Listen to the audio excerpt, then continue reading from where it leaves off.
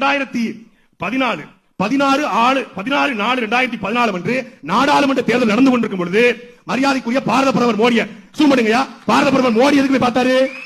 கூப்பிட்டாங்க, பேசினாங்க. என் உறவினர்களை வச்சு தம்பிக்கு ராஜ்யசபா கொடுப்போம், எக்கனாமிக்கலா பேக் பண்ணுவோம், ராஜ்யசபாவா? ஆமா, என்ன வேணாலும் செய்வோம் அப்படின்னு.